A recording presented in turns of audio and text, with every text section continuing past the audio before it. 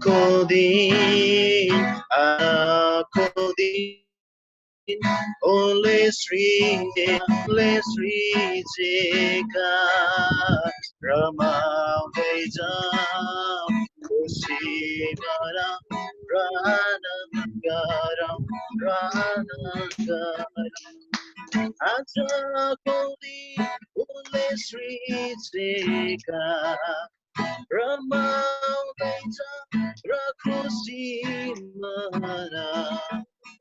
Aja Kodi, Aja Kodi, only Sri Jika.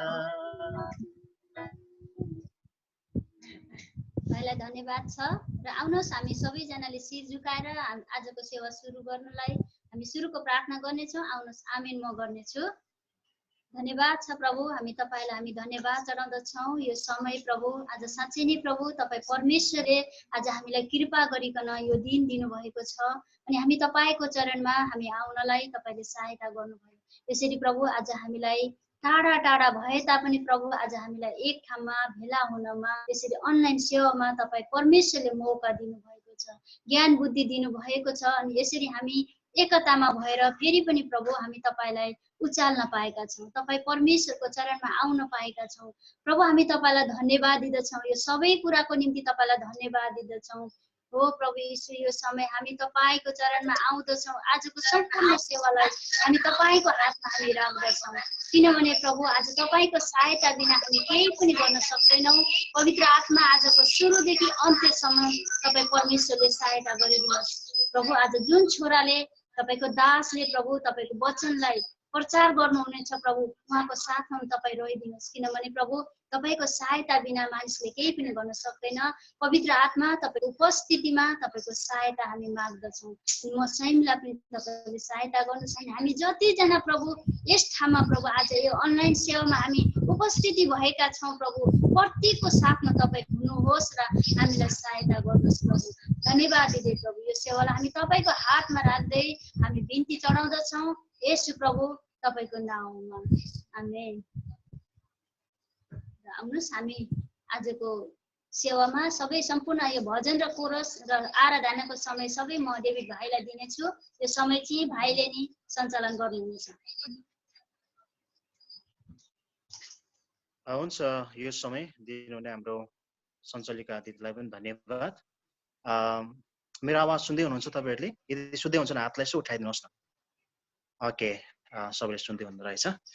र आज पनि हामी सधैँ चाहिँ हाम्रो परमेश्वरलाई हामी महिमा आदर भक्ति चढाउने छौँ। र आज हामी अलिकति सधैँभन्दा अलिकति बेग्लै तरिकाले हाम्रो परमेश्वरलाई महिमा दिनेछौँ। आज हामी धेरै चाहिँ सेल्फ मेडिटेसन गर्नेछौँ। हामी मनन गर्दै हृदयबाट हामी परमेश्वरलाई महिमा दिनेछौँ। त्योभन्दा अगाडि एउटा खण्डलाई म तपाईको माझमा पाठ गर्न चाहन्छु। इजराको पुस्तक 3:11 लाई म पढ्न चाहन्छु। इजरा 3:11 पदलाई म यसलाई पाठ गर्नेछु। इजरा 3:11 मा यस्तो लेखिएको छ, तिनीहरूले स्तुति गर्दै र परमप्रभुलाई धन्यवाद दिँदै यसो भनेर गाए, उहाँ असल हुनुहुन्छ, उहाँको करुणा इजरायलमाथि सदा सधैँ रहिरहन्छ। अनि परमप्रभुका भवनको जग बसालिएको कारण सबै मानिसहरूले ठुलो स्वरले परमप्रभुको स्तुति गरे। आमेन। यो खण्डमा हामी के पायौं भने इजरायलको जुन त्यो मन्दिर चाहिँ भत्केको अवस्था थियो, अनि जब त्यो मन्दिरको फेरि पुनर्निर्माण भयो अनि यहाँ मानिसहरूले चाहिँ गाउँदै रमाउँदै परमेश्वरको महिमा दिएको छ। आज हामी लकडाउनमा छौं अनि कति मानिसहरूले भोजनको आशा गर्दै होलान्, कति मानिसहरूले भोजन पाउनको लागि पैसा खोजिरहेको होला। तर एउटा प्रश्न चाहिँ तपाईँ र म के खोज्दैछौँ? What we are seeking for, हामी के को आशा राख्दैछौँ? यो खण्डमा पायौं कि त्यहाँका मानिसहरूले चाहिँ मन्दिरको बनाउनको लागि, मन्दिरको पुनर्निर्माण हुनको लागि खोजिरहेका थिए। भन्नुपर्दा परमेश्वरको उपस्थिति खोजिरहेका थिए। आज तपाईँ हामी कसको उपस्थिति खोज्दैछौँ? आउनुहोस् हाम्रो आँखालाई हामी बन्द गर्नेछौँ। हामीलाई लाग्ला हामी अनलाइन जुममा छौँ, हामीलाई कसैले देख्दैन, तर म यो विश्वास गर्छु पवित्र आत्मा परिसँग हुन्छ र तपाईलाई हेरिराख्नु भएको छ। यसो हामी निकै अनुष्ठिकन मनन गर्दै हाम्रो राजालाई, हाम्रो परमेश्वरलाई हामी स्तुति महिमा चढाउँछौँ। यसरी परमेश्वर ठट्टाको परमेश्वर हुनुहुन्न, उहाँ चाहिँ जिउँदो परमेश्वर।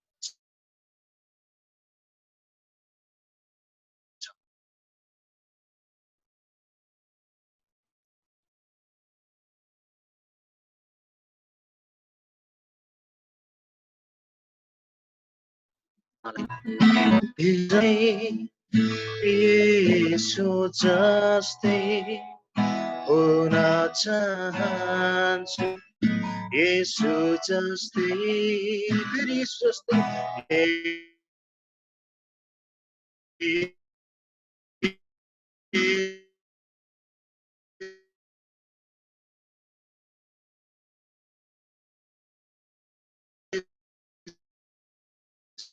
होइन उनको गुणतामा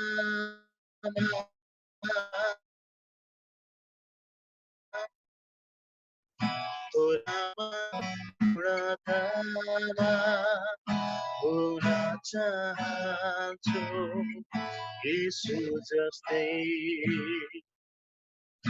हुन चाहन्छु, येशू जस्तै। हामी सबैले गाउनेछौँ, येशू जस्तै, येशू जस्तै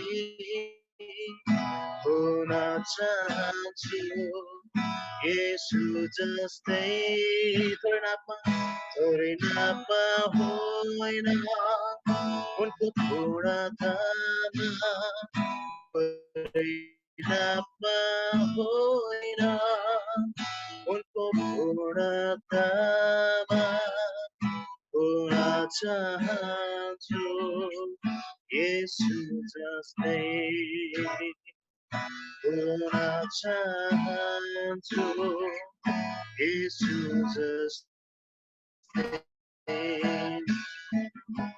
महभन्दा मिठो, सताको महभन्दा मिठो, सताको महभन्दा मिठो, सताको महभन्दा मिठो प्रभु सताको महभन्दा मिठो छ।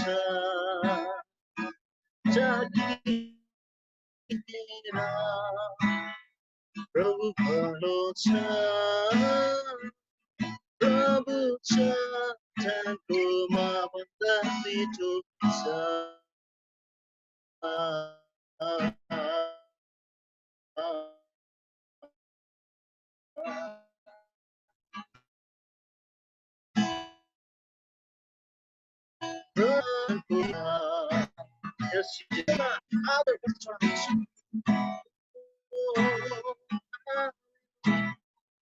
प्रभु तपाईँको कष्ट हामीलाई दिनुहोस्,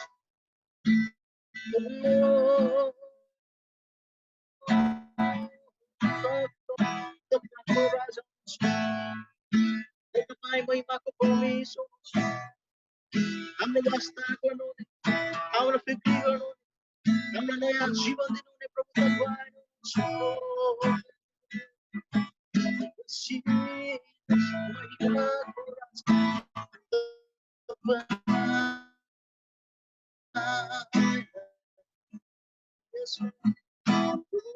सबै श्रेय हामी तपाईँलाई दिन्छौँ। Lord, हामी तपाईँको उपस्थिति चाहन्छौँ। We seek your praise.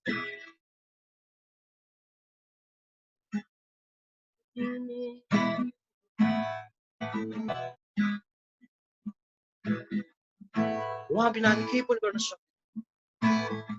परमेश्वर बिनाको जीवन अधुरो छ। जसरी एउटा हाँगा त्यो बोटमा जोडिँदैन,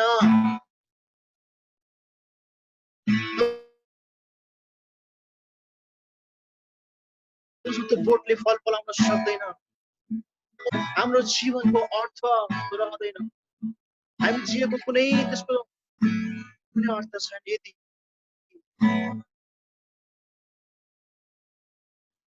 अनि उहाँसँग भएर मात्र हामी बच्न सक्छौँ हामी जीवित रहन सक्छौँ उहाँसँग भएर मात्रै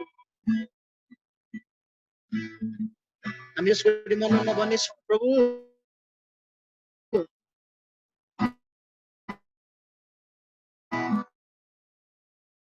I need you प्रभु म मात्र राजा तपाईँ ताको बोटमा छोएर प्रभु हामी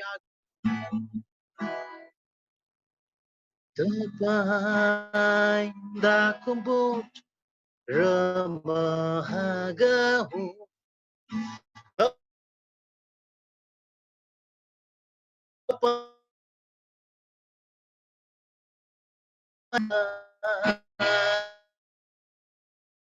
दाको बोट र महागा हुँ तपाईँ बिना म फलु कसरी हामी सबैले भन्दैछौँ फेरि पनि तपाईँ दाको बोट र महागामा फलु कसरी तपाईँ ममा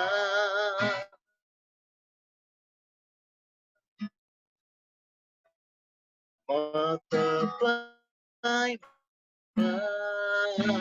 तपाईँ ममा म तपाईँमा तपाईँ बिना म बाँच्छु कसरी तपाईँ दुलहा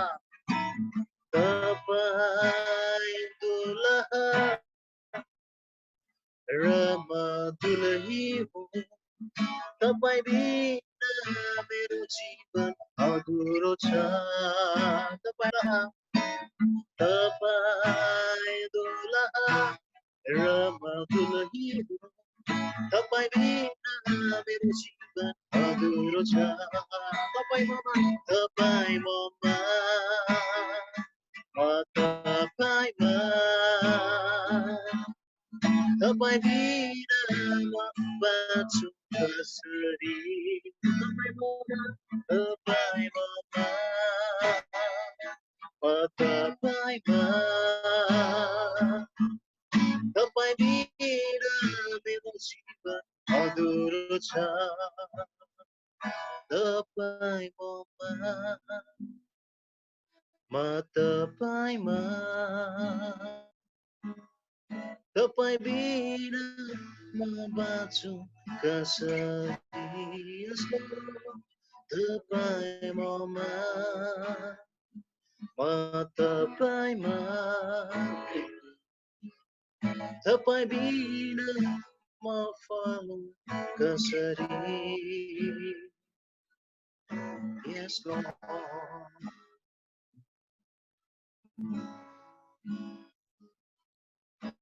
हामी केही मनन गर्नेछौँ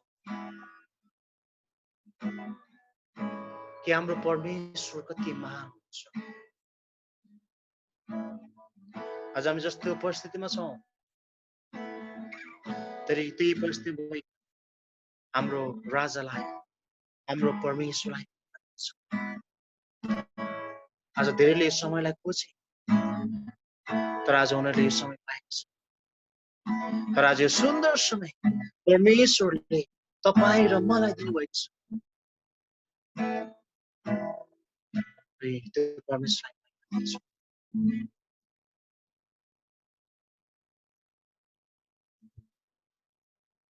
महिमाको राजा कति आनन्द छ प्रभु तपाईको उपस्थितिमा अरू हजारौं दिनहरु भन्दा तपाईको उपस्थितिको एक दिन हाम्रो लागि उत्तम छ प्रभु हाम्रो हृदयबाट हामी तपाईलाई महिमा दिन्छौं तपाईलाई हामी आराधना चढाउँछौं पिता हामी सक्षम भएको कारणले तपाईलाई चुन्नु भएन तर हामी पापमा डुब्दै गर्दाखेरि तपाईले हामीलाई चुन्नु र छुटकारा दिनु हामी तपाईलाई महिमा आदर भक्ति सधैँभरि चढाइराख्छौं सबै महिमा तपाईलाई यीशु ख्रीष्टको पवित्र मिठो नाम आमेन हुन्छ यस समय फेरि पनि हाम्रो सञ्चालकज्यूलाई दिन चाहन्छु।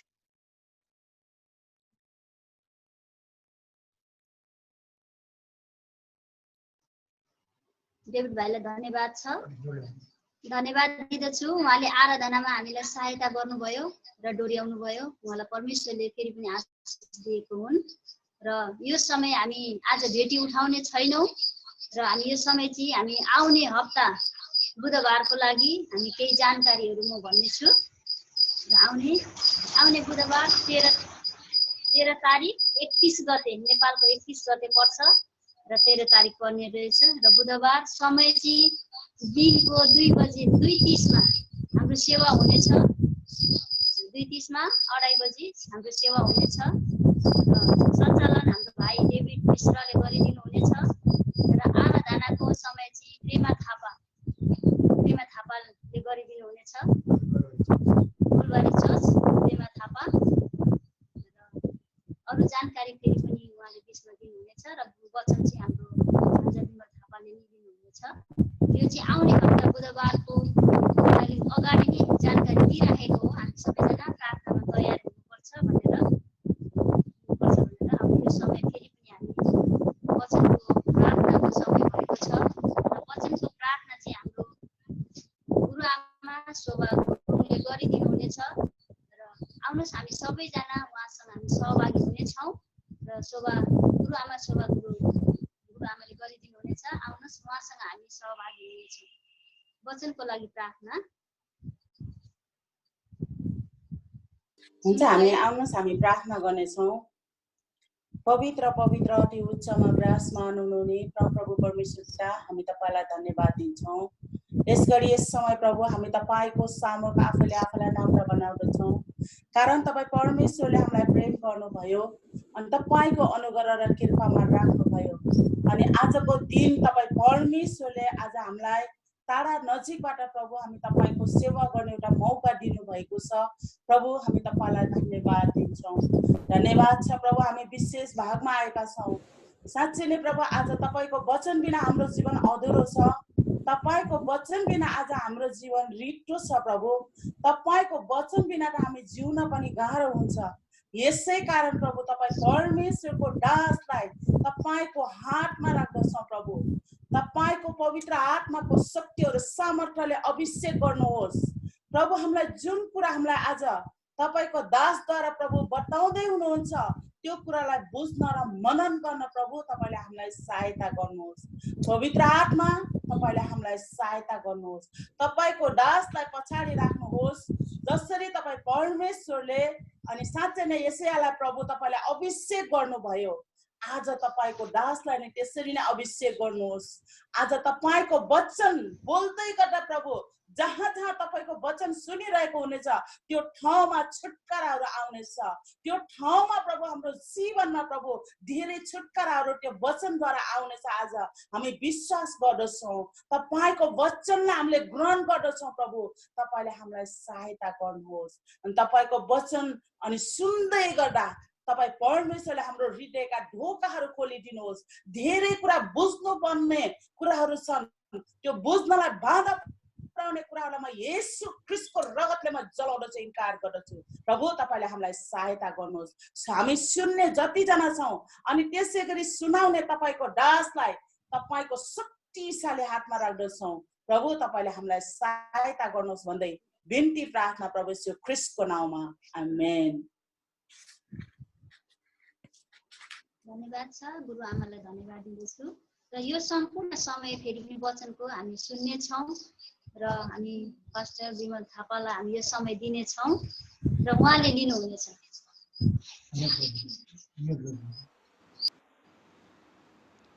हुन्छ, सबैभन्दा पहिला यहाँ सबैजनालाई प्रभु येशू ख्रीष्टको मिठो नाउँमा अभिवादन, जय मसीह।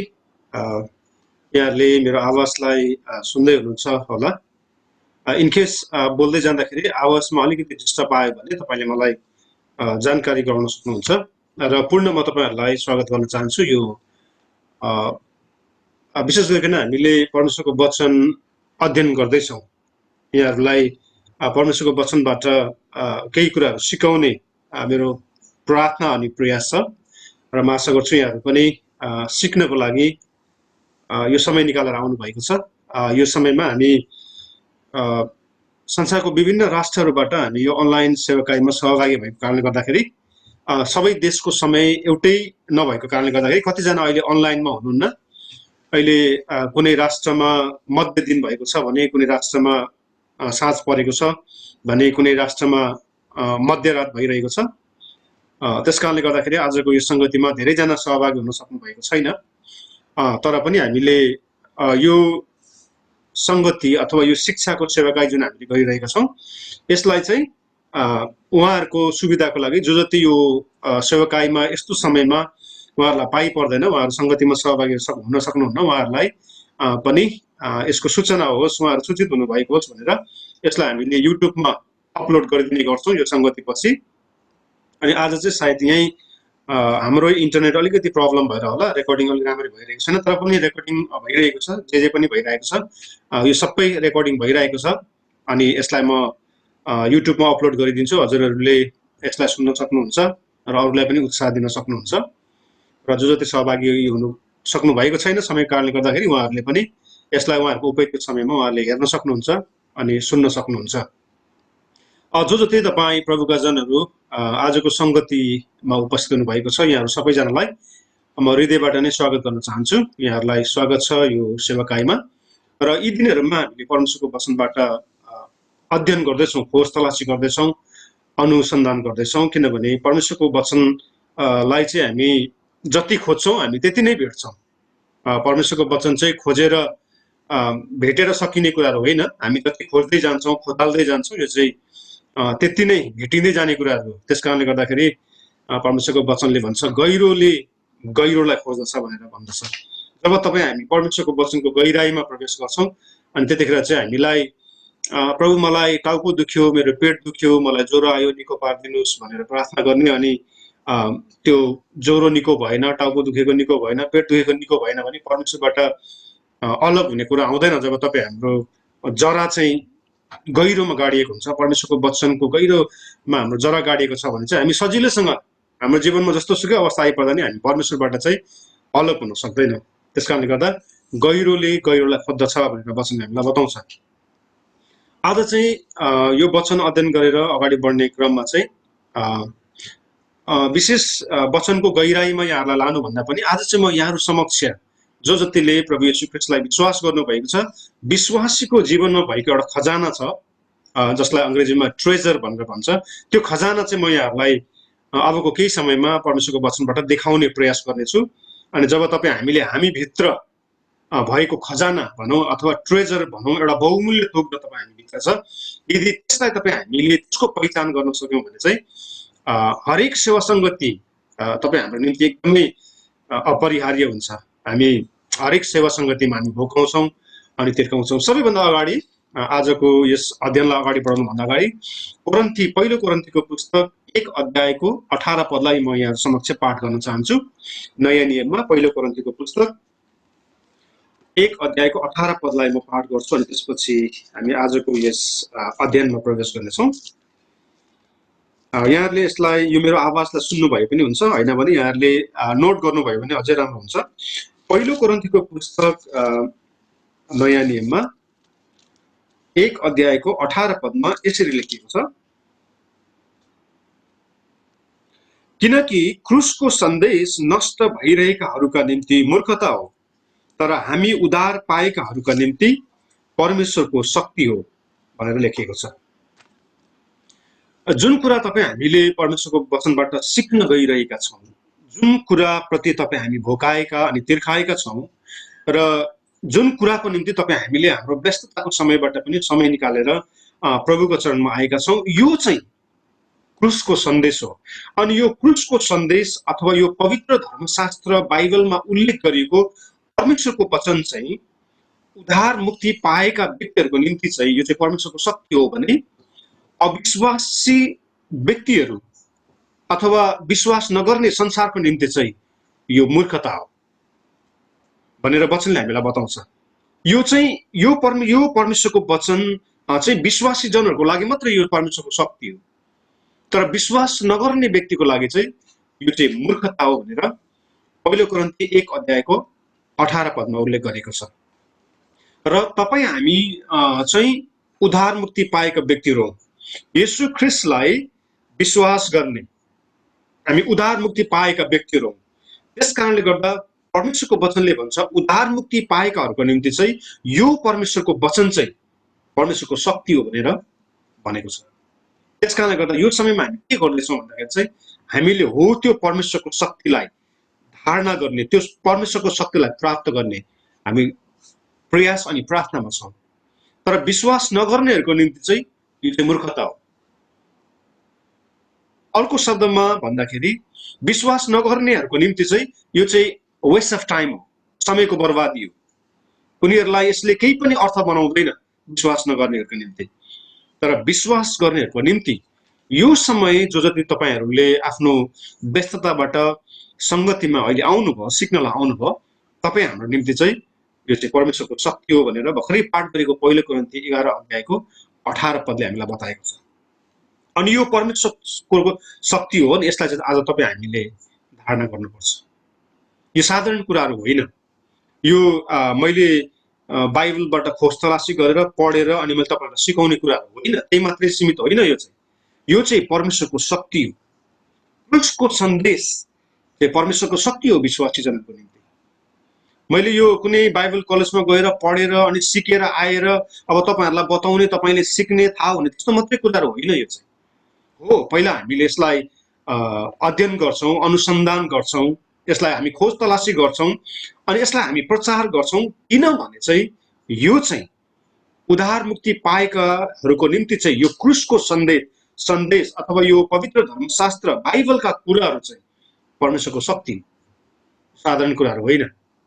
यसलाई जब तपाईँ हामीले बुझ्छौँ, यसलाई जब तपाईँ हामीले ग्रहण गर्छौँ, यसले तपाईँ हाम्रो जीवनमा ठुलो शक्तिशाली काम गर्छ।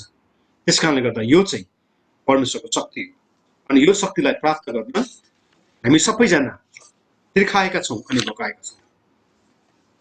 हरेक विश्वासी जनहरूको जीवनमा एउटा खजाना हुन्छ। मैले सुरुमै भने एउटा खजाना, अङ्ग्रेजी बाइबलले ट्रेजर भनेर भनेको छ। एउटा खजाना हरेक व्यक्ति, यो आवाजलाई हजुरहरूले संसारको जुनै राष्ट्रबाट सुन्नु भए तापनि हजुरले यदि येशू ख्रिस्टलाई प्रभु र मुक्तिदाता भनेर विश्वास गर्नुभएको छ, ग्रहण गर्नुभएको छ भने हजुरमा एउटा खजाना छ। यदि त्यो खजाना अथवा त्यो बहुमूल्य थोकलाई यदि हामीले त्यसको पहिचान गर्न सक्यौँ भने, त्यसलाई हामीले थाहा गर्न सक्यौँ भने हामीले अरू सबै हामीलाई अल्झा राख्ने कुराहरूलाई हामी पछि हटाएर, पछि पन्चाएर जुन खजाना छ त्यसलाई चाहिँ हामी बढी महत्त्व दिन्छौँ। यसलाई प्रभु येशू ख्रिस्टले पनि स्पष्टसँग भन्नुभयो, स्वर्गको राज्य चाहिँ कुनै एउटा गाढधन जस्तै हो भनेर भन्नुभयो। जब त्यो गाढधन राखेको ठाउँ अथवा त्यो खेत मानिसले पत्ता लगाउँछ, उसले आफूसँग भएको सबै कुराहरू बेचेर उसले त्यो गाढधन भएको खेतलाई खरिद गर्छ भनेर प्रभु येशू ख्रिस्ट आफैले भन्नुभयो। त्यस कारणले गर्दाखेरि तपाईँ हामी उद्धार मुक्ति पाएका विश्वासी जनहरूको जीवनमा चाहिँ त्यो गाढधन छ, त्यो खजाना तपाईँ हामी भित्र छ अनि त्यो चाहिँ आज म तपाईँहरूलाई परमेश्वरको वचनबाट देखाउनेछु। अब हामी अध्ययनमा प्रवेश गर्नेछौँ। अध्ययनमा प्रवेश गर्दाखेरि हामी सबैभन्दा पहिला यूहन्नाको सुसमाचारको पुस्तक 14 अध्यायलाई हामी खोल्नेछौँ। म यहाँहरूलाई अनुरोध गर्छु, यहाँहरूले यहाँको बाइबलमा यूहन्नाको सुसमाचार, यूहन्नाको पुस्तक 14 अध्यायलाई कृपया यहाँहरूले खोल्दै गर्नुहुँदाखेरि यसलाई पाठ गर्नको निम्ति म भाइ निमराजलाई म अनुरोध गर्छु। भाइ निमराजले यूहन्नाको पुस्तक 14 अध्यायको 19, 20 अनि 21 पदलाई पाठ गर्नुहुनेछ र यसलाई हामी ध्यानसँग सुन्नेछौँ। 18 देखि 19, 20, 21 सुसमाचार पुस्तक 14 अध्यायको 19, 20, 21 यहाँ यसरी लेखेको छ। म पाठ गर्नेछु। अब केही समय आएपछि संसारले मलाई कहिले देख्ने छैन, तर तिमीहरूले मलाई देख्नेछौ। म जीवित भएको हुनाले तिमीहरू पनि जीवित रहनेछौ। त्यस दिन तिमीहरूले जान्नेछौ कि म मेरा पितामा छु र तिमीहरू ममा र म तिमीहरूमा छु। मलाई प्रेम गर्ने त्यही हो जससँग मेरा आज्ञा छन् र ती पालन गर्दछ। अनि मलाई प्रेम गर्नेलाई मेरा पिताले प्रेम गर्नुहुन्छ। म त्यसलाई प्रेम गर्नेछु र म आफैलाई त्यस कहाँ प्रकट गर्नेछु। हुन्छ भाइ निमराजलाई धेरै धन्यवाद छ यो वचन पढाइमा परमेश्वरले हामी सबैलाई आशिष दिनुभएको होस्। यहाँनिर प्रभु येशू ख्रीष्टले के भन्नुभयो भने अबको केही समयमा म तिमीहरूको बीचबाट अथवा यो संसारमा म हुने छुइनँ, यहाँबाट म जानेछु। संसारको निम्ति चाहिँ संसारले चाहिँ मलाई प्रत्यक्ष देख्ने छैन अनि म चाहिँ पिताको उपस्थितिमा जानेछु। प्रभु येशू ख्रीष्टले भन्नुभएको कुराहरू म चाहिँ पिताको उपस्थितिमा जानेछु, तर पिताको उपस्थितिमा गए पनि म चाहिँ तिमीहरूभित्र हुनेछु भनेर भन्नुभयो। विश्वासी जनहरूभित्र म चाहिँ तिमीहरूभित्र हुनेछु र तिमीहरू चाहिँ म भित्र हुनेछौ भनेर प्रभु येशू ख्रीष्टले भन्नुभयो। येशू ख्रीष्ट तपाईँ हामी अघि नै मैले सुरुमा यहाँलाई भने नि होइन, पहिलो कोरिन्थी 1:18 भनेको छ क्रुसको सन्देश चाहिँ उद्धार मुक्ति पाएका व्यक्तिहरूको निम्ति चाहिँ परमेश्वरको शक्ति हो भने विश्वास नगर्ने संसारको लागि चाहिँ क्रुसको सन्देश चाहिँ मूर्खता हो भनेर त्यहाँनिर लेखिएको छ। अनि यहाँ भर्खरै हामीले पाठ गरेको यूहन्ना 14 19, 20, 21 पदमा येशू ख्रीष्टले के भन्नुभयो भने अबको केही समयमा चाहिँ संसारले मलाई देख्ने छैन, म पिता कहाँ जानेछु, तर तिमीहरू चाहिँ ममा हुनेछौ र म चाहिँ तिमीहरू भित्र हुनेछु भनेर येशू ख्रीष्टले भन्नुभयो। येशू ख्रीष्ट उहाँलाई विश्वास गर्ने हरेक प्रभुका जनहरू, प्रभु येशूलाई विश्वास गर्ने हरेक प्रभु येशूका जनहरू भित्र चाहिँ येशू ख्रीष्ट हुनुहुन्छ। तपाईँ हामी भित्र, चाहे हामी हेर्दाखेरि जस्तो सुकै देखौँ, चाहे हामी शिक्षित हौँ चाहे अशिक्षित हौँ, चाहे हामी सभ्य असभ्य, हामी जस्तो सुकै हौँ अनि हामी संसारको जुनसुकै ठाउँमा हौँ, यदि तपाईँ हामीले येशू ख्रीष्टलाई विश्वास गरेका छौँ र क्रुसको सन्देश अथवा पवित्र धर्मशास्त्रको सन्देश चाहिँ तपाईँ हाम्रो निम्ति शक्ति बनेको छ भने चाहिँ ती व्यक्तिहरूको जीवनमा चाहिँ येशू ख्रीष्ट हुनुहुन्छ भनेर स्वयं येशू ख्रीष्टले भन्नुभयो। अब येशू ख्रीष्ट तपाईँ हामी भित्र हुनुहुन्छ, हरेक विश्वासी जनको जीवनमा चाहिँ येशू ख्रीष्ट हुनुहुन्छ। अनि येशू ख्रीष्ट हामी विश्वासी जनहरूको जीवनमा भएको चाहिँ प्रेरित पावलले उसको आफ्नै भाषामा यसरी व्याख्या गरेका छन्। प्रेरित पावलले दोस्रो कोरिन्थीको पुस्तक 4 अध्याय पनि कृपया यहाँले खोल्नु होला। प्रेरित पावलले यही शब्दलाई यसरी व्याख्या गरेका छन्। दोस्रो कोरिन्थीको पुस्तक 4 अध्यायको 5, 6 अनि 7 पदलाई हामी पाठ गर्छौँ र यसलाई पाठ गरिदिन भाइ पवनलाई म अनुरोध गर्छु। हामी सबैले यसलाई ध्यान लगाएर सुन्नेछौँ। दोस्रो कोरिन्थीको पुस्तक 4 अध्यायको 5 देखि 7 हुन्छ। यहाँ यसरी लेखिएको छ,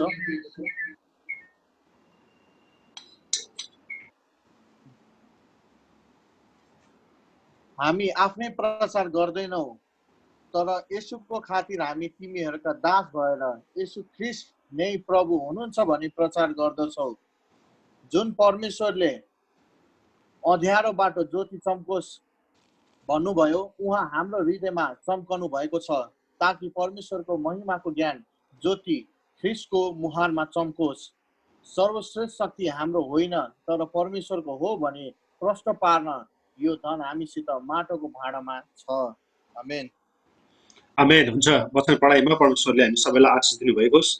प्रेरित पावलले यही कुरालाई, जुन कुरा येशू ख्रीष्टले भन्नुभयो यूहन्ना 14 अध्यायमा कि केही समय पछाडि संसारले मलाई देख्ने छैन, म पिता कहाँ हुनेछु, तर जो जतिले उहाँलाई विश्वास गर्छन् ती विश्वासी जनहरूको जीवनमा चाहिँ येशू ख्रीष्ट हुने उहाँले जुन कुरा भन्नुभयो यूहन्ना 14 अध्यायमा, त्यसलाई प्रेरित पावलले दोस्रो कोरिन्थीको पुस्तक 4 अध्यायको 5 देखि 7 पदको वचन खण्डमा के भनेर भन्नुभयो भन्दाखेरि चाहिँ त्यो खजाना अर्थात् येशू ख्रीष्ट चाहिँ तपाईँ हामी विश्वासी जनहरूको जीवनमा उहाँ हुनुहुनेछ भन्ने कुरालाई प्रेरित पावलले के भन्नुभयो भने माटोको भाँडामा त्यो खजाना राखिनेछ भनेर भन्नुभयो।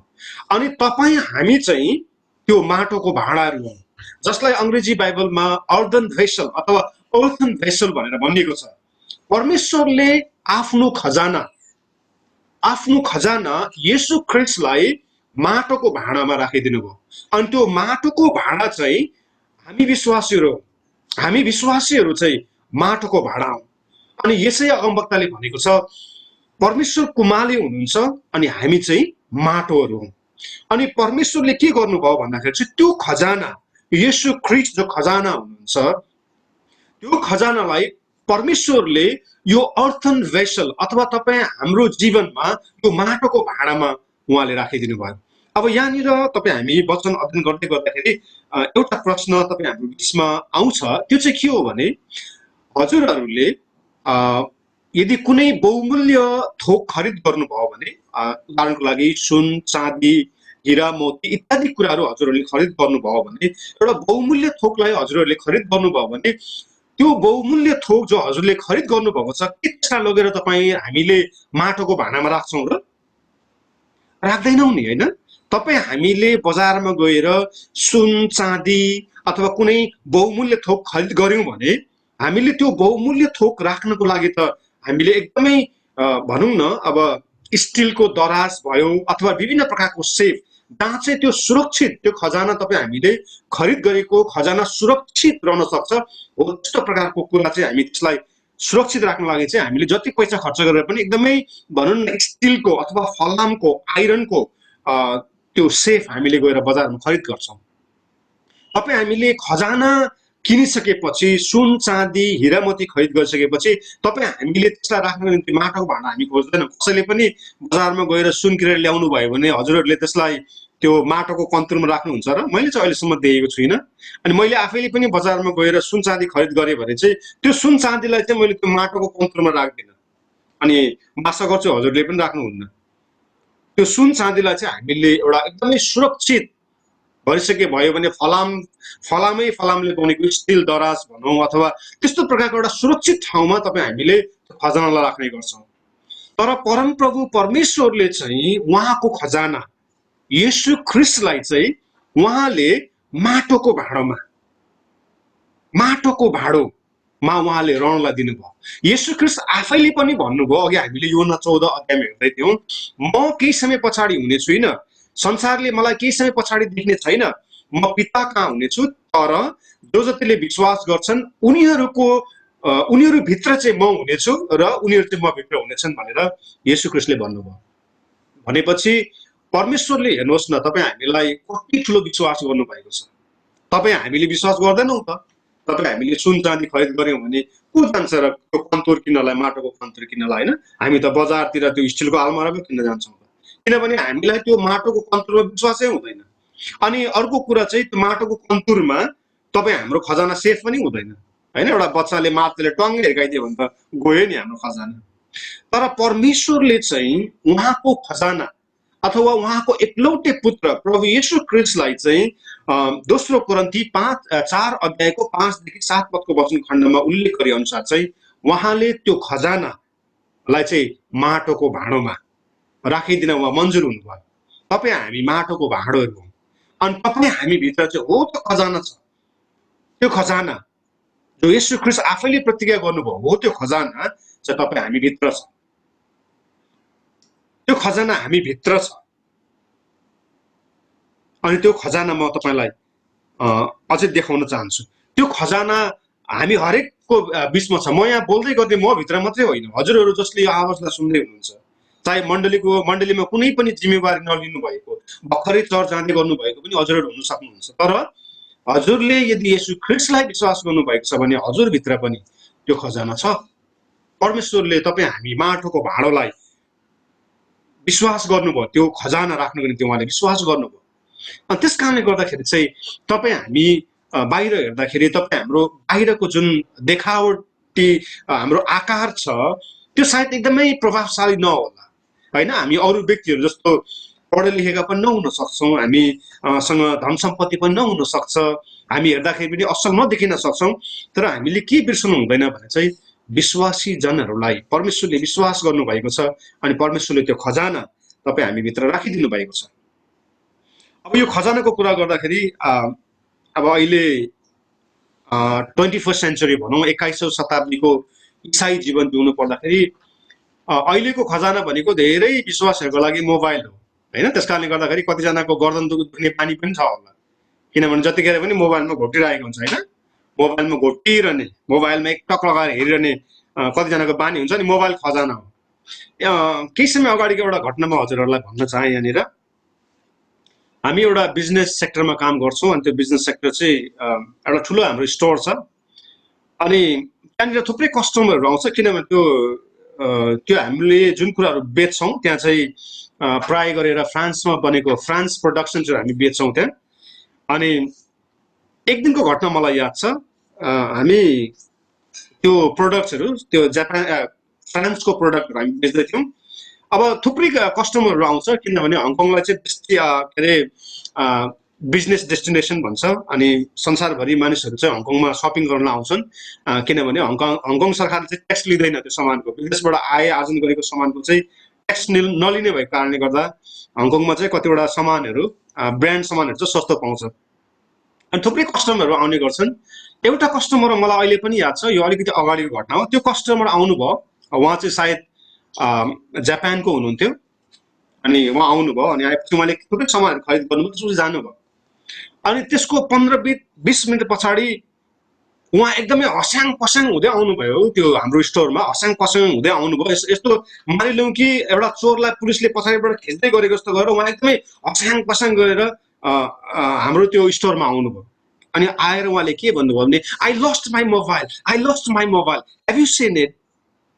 उहाँले त्यसो भन्नुभयो, मैले मेरो मोबाइल हराएँ। तब यहाँ कसैले देखेको छ भने एकदमै अत्तालिँदै उहाँले आएर त्यसो भन्नुभयो।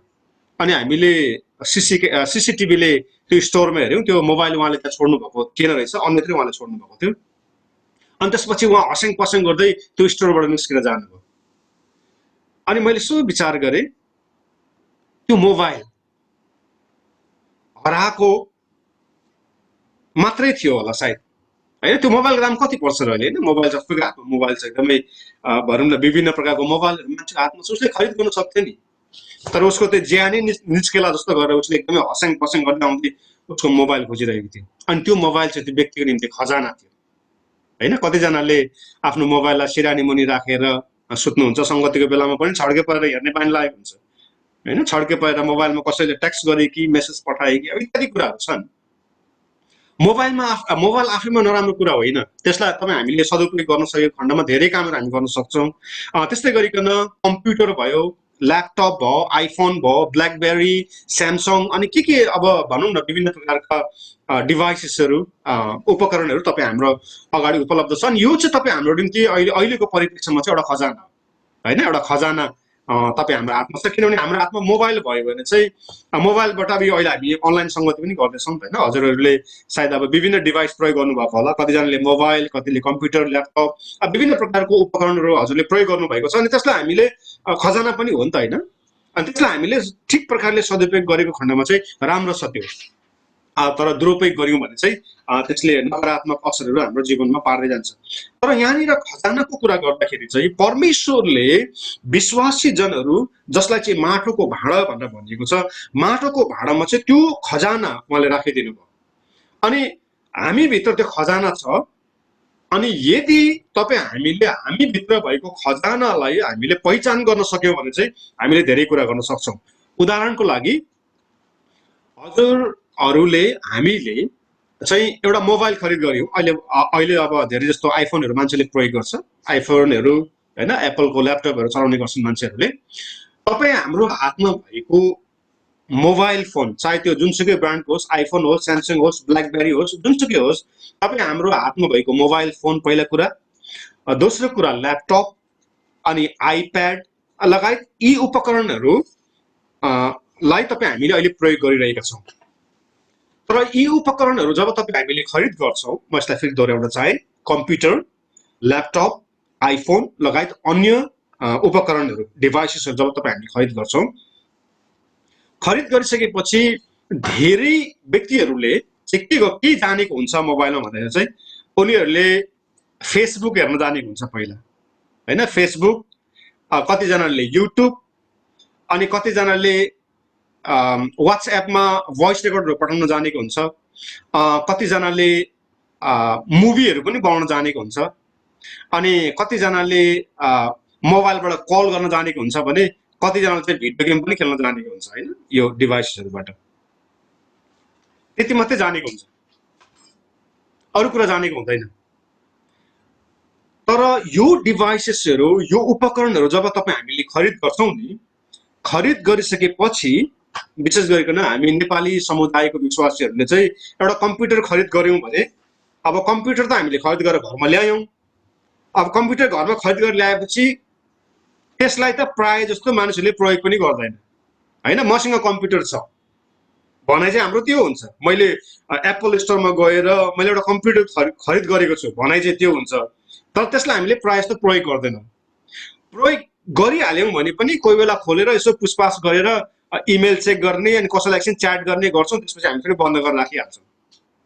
अनि आइफोन पनि त्यस्तै हुन्छ। भनौँ न आइफोनहरू पनि अब आइफोनहरू खरिद गर्छौँ, खरिद गरेर कसको नामहरू छ हामी त्यो आइफोनमा नामहरू एड गर्छौँ अनि कसैलाई ट्याक्स गर्ने ट्याक्सहरू गर्छौँ, भिडियो गेम छ भने भिडियो गेम खेल्छौँ, अब केहरू छ त्यो गर्छौँ। त्यो बाहेक अरू हामीले केही पनि गर्दैनौँ। तर यी उपकरणहरूमा यति धेरै फङ्सनहरू छ, यो ल्यापटपमा, आइप्याडमा, कम्प्युटरमा र फोनहरूमा यति धेरै भनौँ न सिस्टमहरू छ। त्यसलाई तपाईँ हामीले जान्यौँ भने चाहिँ हामीले हाम्रो सबै कामहरू हामीले खरिद गरेको उपकरणबाटै हामी गर्न सक्छौँ। हङकङमा लगायत अरू भनौँ न अरू विकसित राष्ट्रहरूमा चाहिँ उनीहरूले सबै काम उनीहरूको ल्यापटपबाट, मोबाइलबाट अनि कम्प्युटरबाट उनीहरूले गर्ने गर्छन्। कस्तोसम्म गर्छन् भने उनीहरूले ल्यापटपबाट नै, कम्प्युटरबाट नै, मोबाइलबाट नै उनीहरूले जागिर खोज्छन्, जागिर पाउँछन् अनि उनीहरूले त्यही ल्यापटप, कम्प्युटर, आइफोनबाट नै उनीहरूले विवाह गर्छन्। त्यहीँबाट नै उनीहरूले घर किन्छन्, त्यहीँबाट नै गाडी किन्छन्, त्यहीँबाट नै उनीहरूको ब्याङ्क ब्यालेन्स हुन्छ, त्यहीँबाट नै इन्सुरेन्स हुन्छ, त्यहीँबाट सबै कुरा उनीहरूको त्यहीँबाट हुन्छ, मोबाइलबाट नै अथवा यो उपकरणहरूबाट नै। किनभने चाहिँ उनीहरूले यसलाई चलाउन जानेका छन्। यो भित्र भएको फङ्सनहरू, यसले दिने सुविधाहरू, यो कम्प्युटर, ल्यापटप, आइफोन, ट्याबमा भएको जुन सुविधाहरू छ त्यसलाई उनीहरूले प्रयोग गर्न जानेको कारणले गर्दाखेरि चाहिँ उनीहरूले सबै कुराहरू उनीहरूको यो डिभाइसेसहरू, उपकरणहरूबाटै गर्छन्। र हामी नेपाली चाहिँ त्यसो गर्दैन हैन। धेरै जस्तो चाहिँ कि त भिडियो गेम खेल्ने, कसैलाई टेक्स्ट गर्ने हो, भइहाल्यो भने त्यो गीतहरू सुन्ने, त्यसको बावजुद हामीले त्यसलाई धेरै प्रयोग गर्दैनौँ होइन भने भन्नुहोस् होइन। हामी सबैजनाले त्यही नै प्रयोग गर्ने। तर यो डिभाइसेसहरूलाई हामीले अझै त्यसको फङ्सनहरू, अब यसमा थुप्रै, अब यो भनौँ न ल्यापटपमा, आइप्याडमा, ट्याबमा थुप्रै डिभाइसेस, थुप्रै त्यसको फङ्सनहरू छ। त्यो मध्येमा यो एउटा जुम पनि हो। योभन्दा अगाडि हामीलाई थाहा थिएन जुममा यस्तो हुँदो रहेछ, यहाँबाट सङ्गति गर्न सकिँदो रहेछ, थाहा थिएन हामीलाई। तर हामीलाई थाहा नहुँदैमा त्यो फङ्सन चाहिँ कम्पनीले त्यो भनौँ न त्यो डिभाइसेसमा नराखेको होइन, राखेको थियो तर हामीलाई चाहिँ थाहा थिएन। त्यो हामीलाई थाहा नभएको कारणले गर्दाखेरि चाहिँ हामीले त्यसलाई प्रयोग गरेका थिएनौँ। हो त्यसै गरिकन परमेश्वरले त्यो खजाना जो येशू ख्रीष्ट हुनुहुन्छ त्यो खजानालाई परमेश्वरले तपाईँ हामी माटोको भाँडामा उहाँले राखिदिनु भएको छ। अनि यो खजाना तपाईँ हामी भित्र छ। अनि यो खजानालाई तपाईँ हामीले प्रयोग गर्न सकेनौँ, यो खजानाको पहिचान गर्न सकेनौँ भने चाहिँ तपाईँ हाम्रो हातमा भएको मोबाइल, कम्प्युटर, ल्यापटप अनि आइफोन जस्तै हो। त्यसलाई हामीले सीमितको लागि मात्रै प्रयोग गर्छौँ। त्यसपछि त्यसभित्र भएको अरू पनि धेरै सुविधाहरू छ, त्यसको उपभोग नै हामी गर्न सक्दैनौँ। अनि इसाई जीवन भनेको चाहिँ जसो तसो शनिबारको दिन चर्च जानु, बिहान उठेर उठे प्रभु भन्नु, बेलुका सुते प्रभु भन्नु, त्यति मात्रै होइन। इसाई जीवन भनेको चाहिँ परमेश्वरले तपाईँ हाम्रो जीवनमा त्यो खजाना राखिदिनु भएको छ। त्यो खजाना राखिदिनु भएको छ। तपाईँ हामीले परमेश्वरको राज्यको निम्ति भनौँ न सुसमाचारको निम्ति हामीले एक्सप्लोइट गर्न सक्छौँ। हामीले भनौँ न एउटा ठुलो विस्फोटन तपाईँ हामीबाट हुनसक्छ परमेश्वरको राज्यको निम्ति। हामी एउटा ठुलो विस्फोटक पदार्थ बन्न सक्छौँ यो संसारको निम्ति, यो अन्धकारमय संसारको निम्ति। प्रभु येशू ख्रीष्टलाई विश्वास गर्ने प्रभुका जनहरू चाहिँ एउटा ठुलो विस्फोटक पदार्थ हुन सक्छ जसले शैतानको राज्यलाई तहस नहस पारिदिन सक्छ। तर तपाईँ हामी जो अर्थन वेसल अथवा माटोको भाँडाहरूभित्र परमेश्वरले जुन विश्वास गरेर त्यो खजाना राखिदिनु भएको छ, हामीले त्यसको पहिचान गर्न सकेका छैनौँ। यदि पहिचान गर्न सक्यौँ भने चाहिँ हामीले हाम्रो यो इसाई जीवनबाट हामीले परमेश्वरको राज्यको निम्ति, सुसमाचारको निम्ति एकदम ठुलो ठुलो कामहरू हामी गर्न सक्छौँ। किनभने हामीभित्र त्यो खजाना छ। तर हामीभित्र भएको त्यो खजानालाई चाहिँ हामीले पहिचान गर्न सकेनौँ भने चाहिँ खजाना हामीभित्र हुँदाहुँदै पनि हामी कतिचोटि कतिवटा सेवकाईमा कसैले प्रार्थना गरिदिएको रुमाल, कसैले राखिदिएको हात, कसैले गरिदिएको प्रार्थना, कसैले प्रार्थना गरिदिएको पानी पिउन पुग्छौँ हामीहरू। तर खजाना भने चाहिँ तपाईँ हामीभित्रै छ। परमेश्वरले तपाईँ हामीलाई विश्वास गरेर त्यत्रो ठुलो खजाना हामीभित्र राखिदिनु भएको छ। तर हामी चाहिँ कतिचोटि त्यो खजानाको पहिचान नगरेर हामी बाहिर बाहिर बरालेर हेर्छौँ। अरू ठाउँमा हामी खजाना खोज्छौँ, अरू ठाउँमा खजाना छैन। हामीले जति नै परिश्रम गरे तापनि खजाना खोज्नुलाई खजाना चाहिँ परमेश्वरले तपाईँ हामीभित्र राखिदिनु भएको छ। अनि यदि तपाईँ हामीले त्यो खजानाको पहिचान गर्न सक्यौँ भने चाहिँ हामीले निश्चय नै परमेश्वरले दिएको एकदमै ठुला ठुला कामहरू हामी गर्न सक्छौँ। जस्तो मैले अघि यहाँहरूलाई मोबाइलको कुराहरू गरेँ, अन्य उपकरणको विषयमा मैले यहाँहरूलाई बताएँ। जति विदेशमा अहिले बस्नुहुन्छ तपाईँले थाहा गर्नुभएको होला, विदेशमा सबै काम कम्प्युटर, ल्यापटप, फोनबाट हुन्छ। तपाईँ हामी जस्तो भारी बोक्दैन उनीहरूले। मैले यहाँ आएर थाहा पाएँ किन उनीहरूले भारी बोक्दैन भनेर चाहिँ भारी बोक्ने चाहिँ कम्प्युटर, ल्यापटप, आइफोनहरू छ उनीहरूको भारी बोक्ने। अनि त्यसलाई उनीहरूले प्रयोग गर्न चाहन्छन्। त्यो कम्प्युटर, ल्यापटप, आइफोनभित्र भएको जुन सुविधा छ त्यसलाई उनीहरूले पहिचान गरेका छन्। त्यस कारणले गर्दा उनीहरूले परिश्रम गर्दैनन्। उनीहरूले त्यो भित्र भएको जति पनि सुविधाहरू छ त्यसलाई उनीहरूले प्रयोग गर्छन्। मोबाइलबाट नै सबै कुरा हुन्छ। मोबाइलबाट नै उनीहरूले, मैले अघि यहाँहरूलाई भने, मोबाइलबाट नै उनीहरूले जागिर खोज्छन्, मोबाइलबाट नै उनीहरूको अध्ययन हुन्छ, मोबाइलबाट नै उनीहरूले पानी बत्तीको बिल तिर्छन्, मोबाइलबाट नै उनीहरूले विवाह गर्छन्, मोबाइलबाट नै सबै कुरा उनीहरूको हुन्छ, मोबाइलबाट नै। अनि त्यही मोबाइल तपाईँ हाम्रो हातमा पनि छ। तर त्यसलाई चाहिँ तपाईँ हामीले प्रयोग गर्न जान्दैनौँ। हजुरहरूले जान्नुहुन्छ होला, तर म आफैलाई हजुरको अगाडि प्रस्तुत गर्छु। हामी चाहिँ त्यो प्रस्तुत गर्न हामी चाहिँ त्यो प्रयोग गर्न जान्दैनौँ होइन। हामीले धेरै जानेको भनेको चाहिँ टेक्स्ट गर्ने, यसो फोटो खिच्दाखेरि राम्रो निस्क्यो भने फेसबुकमा अपलोड गरिदिने, हामीले जानेको यस्तो यस्तो कुराहरू मात्रै हो। तर त्यो भित्र भएको जुन खजाना छ नि, जुन सुविधा छ नि कम्पनीले राखिदिएको हो, त्यो सुविधा चाहिँ हामीले पहिचान गर्दैनौँ। त्यस कारणले गर्दाखेरि हामीले सानो काम पनि लामो समय लगाएर गर्नुपर्ने हुन्छ। किनभने त्यो काम तपाईँ हामीले चुटकी भरमा गर्न सक्छौँ। मोबाइलको माध्यमबाट भनौँ, कम्प्युटरको माध्यमबाट, ल्यापटपको माध्यमबाट हामीले एकदमै चुटकी भरमा हामीले त्यो खजाना पत्ता लगायौँ भने हामी त्यो गर्न सक्छौँ। उदाहरण म यहाँ समक्ष राख्न चाहन्छु। उदाहरणको लागि जस्तो तपाईँ हामीले नेपालमा कुनै घर हामीले भाडामा लिएर, डेरा भाडामा लिएर बसेका छौँ भने हामीले सबैभन्दा पहिला हामीलाई घर भाडामा चाहियो भने, डेरा खोज्नु पर्यो भने हामी के गर्छौँ भने हामी घरबेटी खोज्दै हिँड्छौँ होइन, सोध्दै हिँड्छौँ त्यो छिमेकीतिर, यो घरको मालिक को हो, घरबेटी को हो, मलाई कोठा चाहिएको थियो भनेर हामी खोज्दै हिँड्छौँ होइन त्यो गल्लीहरूतिर। अनि इनकेस अब हामीले जब भेट्छौँ अनि भेटिसकेपछि अब घर मालिकसँग, घरबेटीसँग तपाईँ हाम्रो बातचितहरू होला, अनि यतिमा उतिमा बस्ने सबै छिनोपानो भएपछि हामी त्यो घरमा बस्छौँ। अनि बसेपछि महिना मर्छ। महिना मर्नुभन्दा अगाडि नै नेपालका घरबेटीहरू चाहिँ, अब यहाँ कतिजना घरबेटी पनि हुनुहुन्छ, घरबेटीहरू चाहिँ त्यो घर भाडामा बस्नेको ढोका ढकढकाउन पुग्छ। आज यति गते हो, पैसा तिर्नु पर्यो भनेर उनीहरूले ढकढकाउँछन्।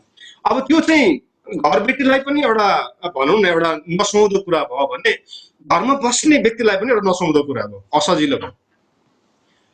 तर विदेशतिर चाहिँ त्यस्तो हुँदैन। यहाँ हङकङमा पनि त्यस्तो चलन छैन। हामी पनि यहाँनिर भाडामा बस्छौँ, कसैको घर हो यो।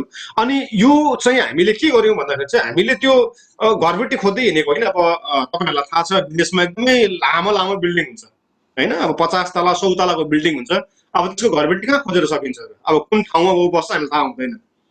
अनि हामीले चाहिँ के गर्छौँ भन्दाखेरि चाहिँ हो त्यही मोबाइल, कम्प्युटर जे पनि छ हामीसँग, त्यसलाई प्रयोग गरेर हामी खोज्छौँ घरबेटीलाई। अनि खोजेर पत्ता लाग्छ। पत्ता लागेपछि मोबाइलबाटै हाम्रो डिल हुन्छ होइन, कम्प्युटरबाटै डिल गरिन्छ। महिनाको यति यति दिनुपर्छ, यति डिल गरिन्छ। त्यसपछि ओके हुन्छ, कन्ट्र्याक्ट साइन हुने बेलामा मात्रै ऊ अगाडि देखा पर्छ। अनि त्यसपछि 2 वर्षको कन्ट्र्याक्ट हुन्छ। जबसम्म 2 वर्ष सकिँदैन तबसम्म डेरामा बस्ने व्यक्ति र घर मालिकको कहिले पनि भेट हुँदैन। अब नेपालमा त महिनै पछि भेट हुन्छ होइन, हेर्दा हेर्दा दिक्कै, घर मालिकलाई घरबेटीलाई हेर्दा हेर्दा दिक्क लाग्छ। अनि घरबेटीले पनि गएर घरमा बस्नेहरूलाई कराउँदा कराउँदा दिक्कै हुन्छ। तर त्यस्तो चलन चाहिँ विदेशमा छैन। हामीले भनौँ न सबैले विदेशमा जो बस्नुहुन्छ यहाँलाई पनि थाहा छ अब के गर्छ भने घर मालिकले आफ्नो एकाउन्ट नम्बर पठाएको हुन्छ अनि घरमा डेरामा बस्ने व्यक्तिले त्यो एकाउन्ट नम्बरमा हरेक महिना जति अब एग्रिमेन्ट भएको छ कति तिर्नुपर्ने मासिक त्यो उसले ट्रान्सफर गरिदिन्छ मोबाइलको माध्यमबाट कम्प्युटरको माध्यमबाट अनि त्यो बिचमा कुनै पनि प्रकारको समस्याहरू हुँदैन यो चाहिँ किन भन्दाखेरि चाहिँ हो यो डिभाइसेसहरू होइन यो उपकरणहरूमा भएको सुविधाहरू चाहिँ तपाईँ हामीले प्रयोग गर्न सक्यौँ भने चाहिँ हामीले समस्या झेलिराख्नु पर्दैन त्यसै गरिकन विश्वासको जीवनमा चाहिँ यो तपाईँ हाम्रो विश्वासको यात्रा विश्वासको जीवनमा पनि परमप्रभु परमेश्वरले तपाईँ हामीलाई यति ठुलो विश्वास गरेर त्यो खजाना तपाईँ हामीभित्र राखिदिनु भएको छ जो येशू ख्रीष्ट हुनुहुन्छ हो त्यो खजानालाई तपाईँ हामीले पहिचान गर्यौँ भने चाहिँ हामीले एउटा सेवापछि अर्को सेवा फलाना व्यक्ति विदेशबाट आएको छ अरे वा हात राखेर प्रार्थना गरिदिन माग्न जानु पर्यो फलाना व्यक्ति कहाँबाट आएको छ अरे उसको चरणमा जानु पर्यो त्यो सबै तपाईँ हामीले गर्न पर्दैन किनभने त्यो खजाना चाहिँ तपाईँ हामीभित्र छ हामीले मात्र गर्नुपर्ने चाहिँ त्यसको पहिचान मात्रै गर्नु पर्यो त्यो पहिचान गरिसकेपछि चाहिँ अघि मैले सुरुमा भने येशू ख्रीष्टले भन्नुभयो जब त्यो खजाना मान्छेले पत्ता लगाउँछ आफूसँग भएको सबै कुराहरू बेच्छ र उसले त्यो राखेको गाड धनलाई खरिद गर्छ भनेर प्रभु येशू ख्रीष्टले भन्नुभयो अनि तपाईँ हामीभित्र चाहिँ हो त्यो खजाना छ येशू ख्रीष्ट तपाईँ हामीभित्र हुनुहुन्छ यो मेरो भनाइ होइन है मैले हजुरहरूलाई यहाँनिर उत्साह दिनको निम्ति हजुरहरूलाई एकदमै प्रेरणा दिनको लागि मैले भनेको होइन यो प्रभु येशू ख्रीष्ट स्वयंले भन्नुभयो यूहन्ना 14 अध्यायको 19, 20 अनि 21 पद हामीले सुरुमै पाठ गरेका थियौँ येशू ख्रीष्टले भन्नुभयो तिमीहरू म भित्र हुनेछौ र म तिमीहरू भित्र हुनेछु भनेर प्रभु येशू ख्रीष्टले भन्नुभयो अर्को शब्दमा त्यो खजाना तपाईँ हामीभित्र हुनुहुने स्वयं खजाना येशू ख्रीष्ट आफैले गर्नुभयो त्यसकारणले गर्दा तपाईँ हामीभित्र त्यो खजाना छ अनि यो खजानालाई यदि हामीले पत्ता लगायौँ भने चाहिँ हामीले प्रभुको निम्ति ठुलो ठुलो कामहरू गर्न सक्छौँ हामीलाई कसैले उत्साह दिन पर्दैन हामीलाई कसैले पनि रोकिँदैन कुन संसारमा कुनै पनि यस्तो नियम कानुनहरू यस्तो प्रकारको दिवारहरू छैन जसले तपाईँ हामीलाई थुनेर राख्न सक्छ यदि तपाईँ हामीले त्यो खजाना पत्ता लगायौँ भने कुनै पनि कुराले तपाईँ हामीलाई थुन्न सक्दैन त्यसकारणले गर्दाखेरि प्रेरित पावलले यो खजाना थाहा पाएको कारणले गर्दाखेरि उसले के भनेको छ भने माटोको भाँडोमा दोस्रो कोरिन्थी 4 अध्यायको 5 देखि 7 पदको वचनको खण्डमा उसले के भनेको छ भने परमेश्वरले यो खजानालाई माटोको भाँडामा राखिदिनु भएको छ भनेर भनेको छ तपाईँ हामी माटोको भाँडो हौँ अनि तपाईँ हामीभित्र त्यो खजाना छ अनि त्यो खजानाको पहिचान तपाईँ हामीले गर्न सक्यौँ भने चाहिँ हामीले परमेश्वरको निम्ति ठुलो ठुलो कामहरू गर्न सक्छौँ तपाईँ हामी सबैले जो त्यो अहिले निराश हुनुभएको छ हताश हुनुभएको छ होला हैन विभिन्न कारणले गर्दाखेरि स्वास्थ्यको समस्याले गर्दाखेरि भनौँ न आर्थिक अवस्थाले गर्दाखेरि जागिरमा समस्या भएको कारणले गर्दाखेरि पारिवारिक समस्याको कारणले गर्दाखेरि रोग बिमारको कारणले गर्दाखेरि यहाँहरू एकदमै निराश हताश बन्नु भएको छ होला तर म आज तपाईलाई बताउन चाहन्छु प्रभु येशू ख्रीष्ट जो खजाना हुनुहुन्छ अनि उहाँ त्यो खजाना तपाईँ हामी भित्र छ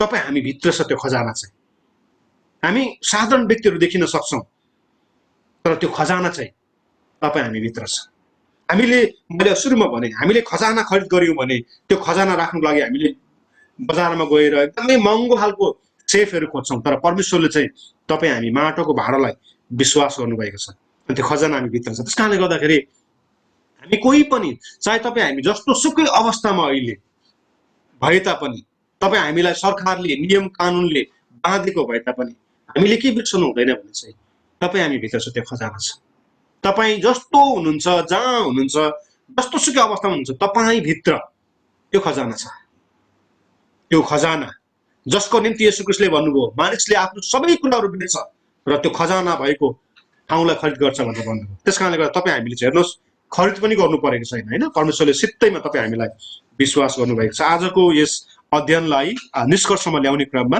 अन्तिम एउटा वचनको खण्ड हामी हेर्नेछौँ अनि त्यसपछि आजको अध्ययनलाई हामी यही नै समापन गर्छौँ यूहन्नाको पुस्तक यूहन्नाको सुसमाचार 7 अध्याय कृपया यहाँले खोल्नु होला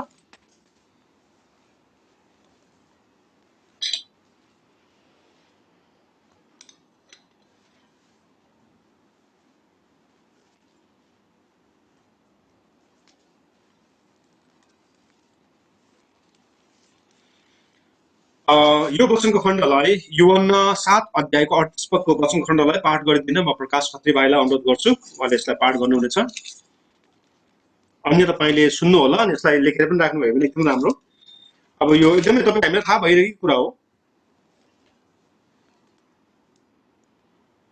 भाइ प्रकाश खत्रीले यसलाई पाठ गर्नुहुनेछ। हुन्छ, दाइले धेरै धन्यवाद यो खण्ड पढ्न दिनुभएको लागि।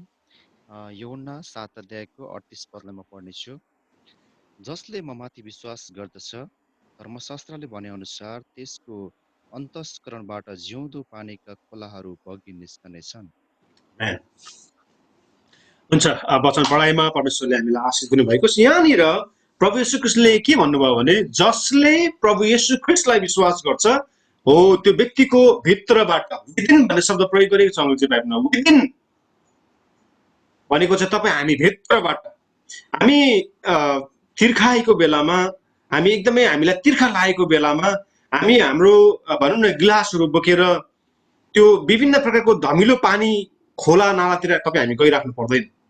प्रभु येशू ख्रीष्टले के भन्नुभयो भने जसले ममाथि विश्वास गर्दछ धर्मशास्त्रले भने अनुसार त्यसको अन्तस्करणबाट भनेको विदिन तपाईँ हामी भित्रबाट चाहिँ जिउँदो पानीका खोलाहरू बगी निस्किनेछन् भनेर प्रभु येशू ख्रीष्टले भन्नुभयो। जो जतिले प्रभु येशू ख्रीष्टलाई विश्वास गर्छन् उनीहरूको जीवनबाट त्यो जिउँदो पानीको खोलाको प्रस्फुटन हुन्छ भनेर येशू ख्रीष्ट आफैले भन्नुभयो। आज संसार एकदमै प्यासा छ, उनीहरूलाई विभिन्न प्रकारको प्यासहरू छ। संसारका मानिसहरूलाई हरेक कुरामा मानिसहरू एकदमै प्यासा छन्। उनीहरू कसैलाई पैसाको प्यास लागेको छ, कसैलाई जागिरको प्यास लागेको छ, कसैलाई राजनीतिको प्यास लागेको छ, कसैलाई भनौँ न घरको प्यास, अनि विभिन्न प्रकारको प्यासहरू मानिसहरू लागेको छ। तर प्रभु येशूले भन्नुभयो प्रभु येशूलाई विश्वास गर्ने जनहरू चाहिँ उनीहरूको भित्रबाट चाहिँ खोलाहरू निस्कि आउनेछन् भनेर भन्नुभयो। त्यो खोलाको जिउँदो पानीको खोलाको प्रस्फुटन चाहिँ तपाईँ हाम्रो जीवनबाट हुन्छ भनेर प्रभु येशू ख्रीष्टले भन्नुभयो। यदि यो जिउँदो खोलाको पानीको प्रस्फुटन तपाईँ हाम्रो जीवनबाट भएन भने चाहिँ यो परमेश्वरको वचन चाहिँ असत्य हुन्छ। किनभने यो कसैको भनाइ होइन, यो परमेश्वरको वचनमा उल्लेख छ। त्यस कारणले गर्दा परमेश्वरको वचनमा जे कुरा उल्लेख छ त्यो चाहिँ 100% 100% त्यो हुन आउँछ नै। अनि यसलाई चाहिँ मात्र हामीले के गर्नु पर्यो भने हामी भित्र भएको त्यो खजाना र तपाईँ हामी भित्र भएको त्यो खोला, जिउँदो पानीको खोलाको चाहिँ तपाईँ हामीले पहिचान गर्नुपर्छ।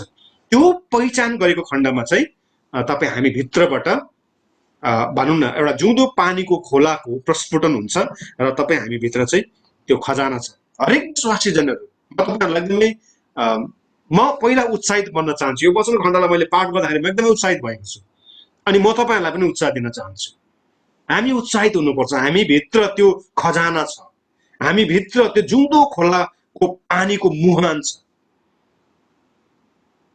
आज तपाईँ हामीले उभिएर बाहिर गएर हालेलुया भन्दा संसारको व्यक्तिको निम्ति एउटा हास्यास्पद कुरा हुन सक्छ, मान्छे हाँस्न सक्छन्, तर उद्धार मुक्ति पाएको व्यक्तिहरूको निम्ति एउटा ठुलो शान्ति ल्याउँछ। उद्धार मुक्ति पाएको व्यक्तिहरूले तपाईँ हामीले हालेलुया भन्दाखेरि तपाईँ हामी बजारमा हिँड्छौँ, बजारमा सयौँ मानिसको भिड हुन्छ, तर त्यहाँनिर तपाईँले हालेलुया भन्नुभयो भने अर्को त्यो बजारको भिडमा अर्को एउटा व्यक्ति विश्वास छ भने तपाईँले भन्नुभएको हालेलुयाले उसको हृदयमा ठुलो शान्ति ल्याउँछ। त्यस कारणले गर्दाखेरि क्रुसको सन्देश चाहिँ विश्वासी जनहरूको निम्ति चाहिँ परमेश्वरको शक्ति हो भने अविश्वासको संसारको निम्ति चाहिँ यो चाहिँ एउटा मात्र भनौँ न एउटा मूर्खता हो भनेर वचनले हामीलाई बताएको छ। अब परमेश्वरको ज्ञानले तपाईँ हामीलाई जहिले पनि शान्ति ल्याउँछ, अनुग्रह ल्याउँछ। अनि तपाईँ हामीले परमेश्वरको ज्ञान चाहिँ प्राप्त गर्नुपर्छ अनि तपाईँ हामी चाहिँ ज्ञानी बन्नुपर्छ। हामी हरेक विश्वासी जनहरू चाहिँ ज्ञानी बन्नुपर्छ। अब दुईटा उदाहरण म तपाईँको अगाडि राख्छु। आज हामीले वचन अध्ययनलाई हामी यही नै अन्त गर्नेछौँ। मैले बाइबल बन्द गरेँ, तर दुईटा उदाहरण चाहिँ यहाँबाट बिदा भएर जानुभन्दा अगाडि म यहाँसँग चाहिँ प्रस्तुत गर्छु।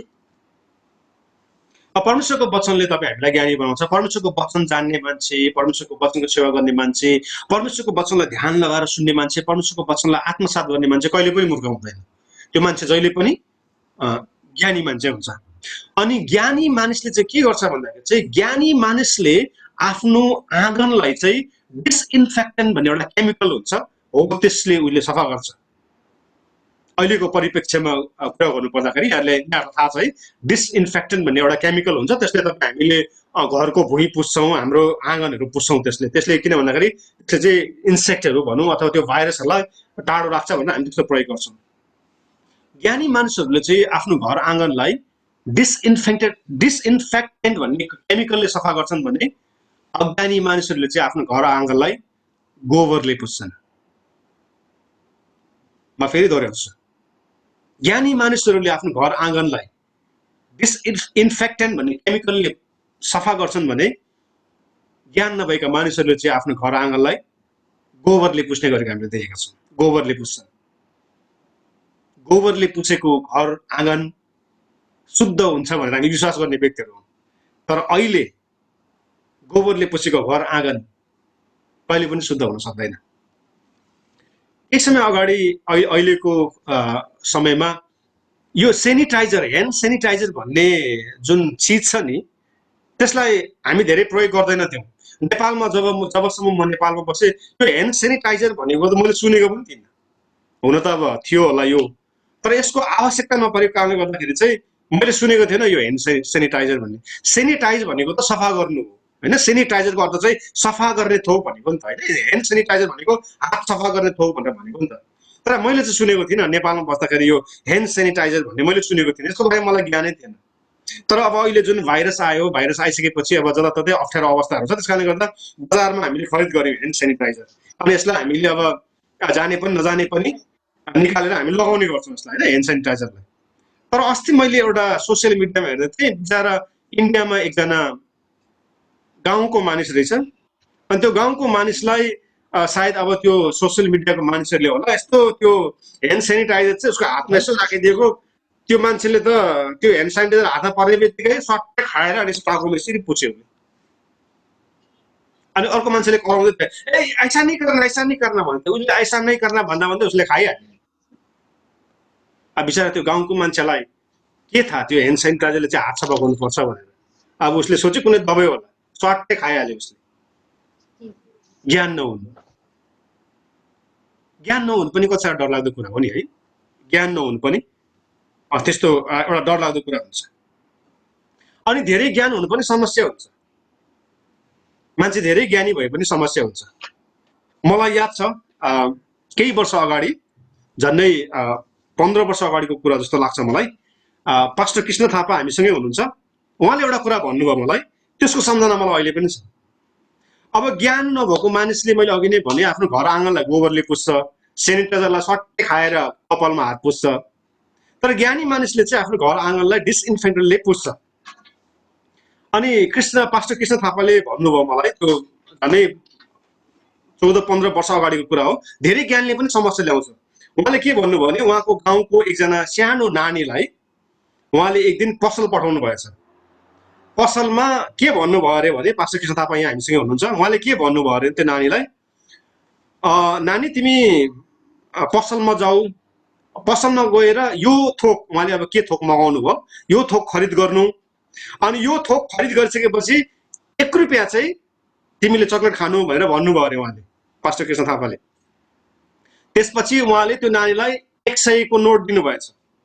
100 को नोट दिएर, ल तिमीले 5 रुपियाँको चाहिँ मैले भनेको थोक किनेर ल्याउनु र 1 रुपियाँ चाहिँ तिमीले चक्लेट खानु भनेर त्यो सानो नानीलाई उहाँले 100 को नोट त्यो नानीको हातमा थमाइदिनु भएछ।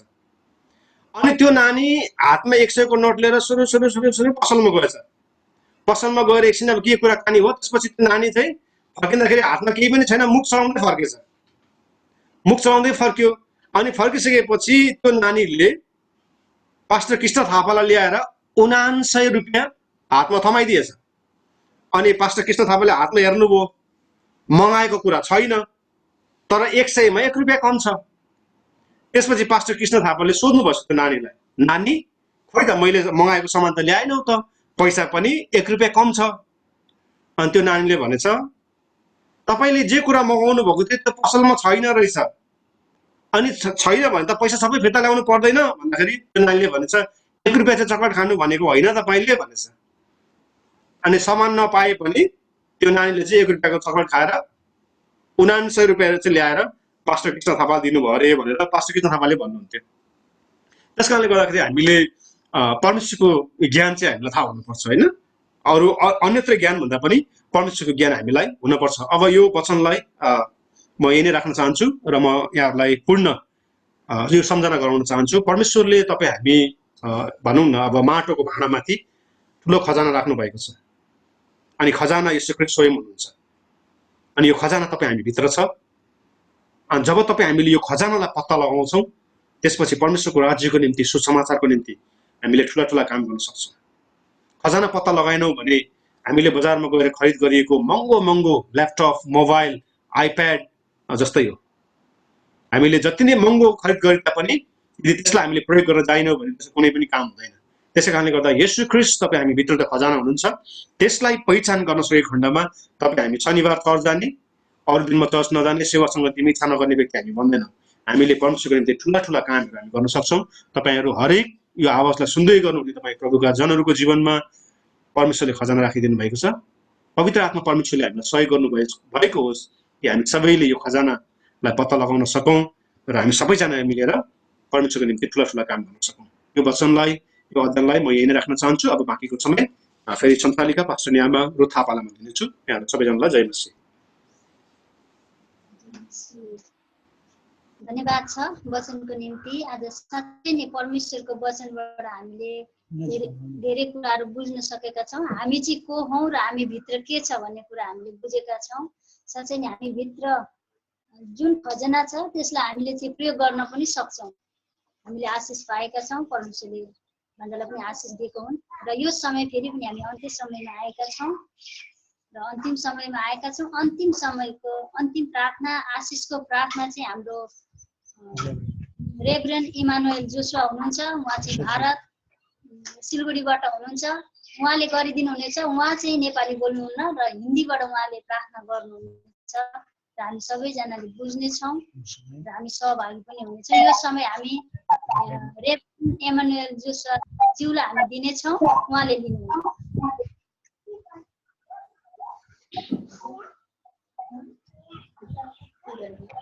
जय मसीह।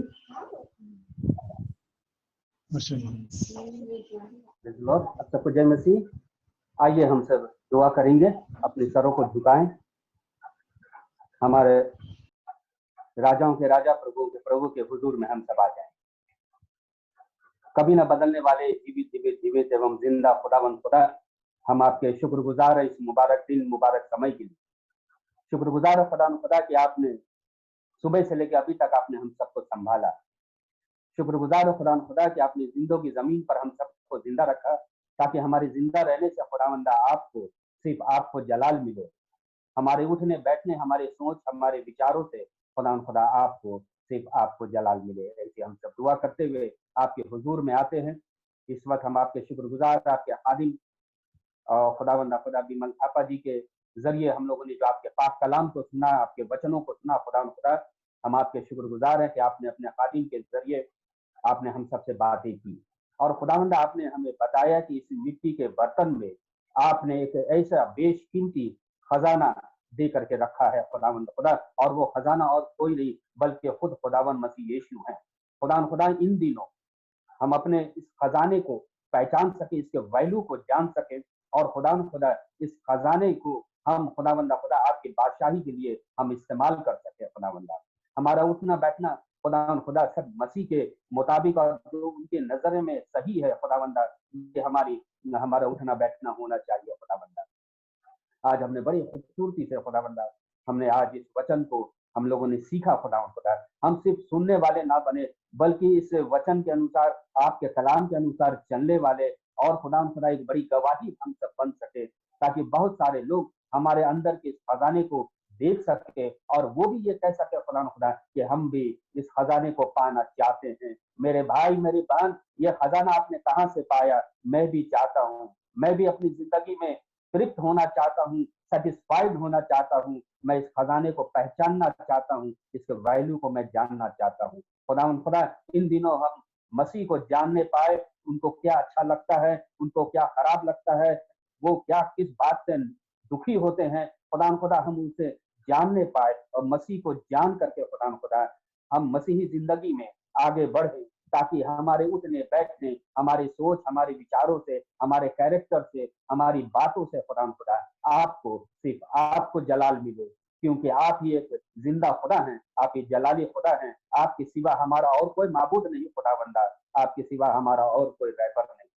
हम आपके कदमों में आते, यहाँ पर खुदा बोलने वाले और सुनने वाले हर एक पर्सन को खुदावंदा आप बहुतायत से अपनी बरकतों से नवाजें, खास करके पासुदीमता, उनके घर परिवार, उनके बच्चों को खुदा अब बहुतायत से अपनी बरकतों से नवाजे, ताकि आने वाले दिनों में खुदा और भी हम सब उनसे सीख सकें और आपको जलाल देने वाले बन सके, आप कलाम पर चलने वाले बन सके, कलाम की मनादी करने वाले बन सके, हम मसीह के कैरेक्टर को पहन ले, ताकि खुदा हमारे अंदर से मसीहत झल के वो खजाने की चमक को लोग देख सके और खुदा उससे नजदीक वो आपके आ सके। खुदाबंदा हम सुनने वाले प्रत्येक को, उनके घर, उनके परिवार, उनके कामों को, उनके बच्चों को, नाती पोतों को, हर एक को खुदा बहुतायत से अपनी बरकतों से नवाजे।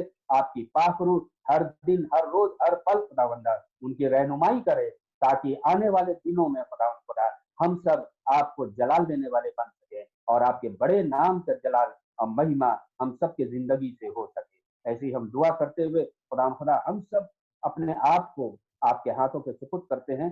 पाखरू आप हम सबको चलाए, आने वाले बुधवार तक खुदा आप हम सबको संभाले, अच्छी सेहत, अच्छी तंदुरुस्ती बख्शे, ताकि खुदा हम सब फिर से ऑनलाइन होकर के आपके कलाम को हम सुन सके और अपनी जिंदगी को खुदा कामयाब बना सके, ताकि हर एक बातों में खुदा आपको सिर्फ आपको जलाल मिले। सारी बातों के लिए हम आपके शुक्रगुजार होते हैं, सारी बातों में आपको जलाल देते हुए खुदा हम अपनी इस दुआ को अपने निजात करता खुदावंद ईसा अल मसीह के नाम में मांगते हैं। आइए अभी हम आशीष की प्रार्थना लेंगे।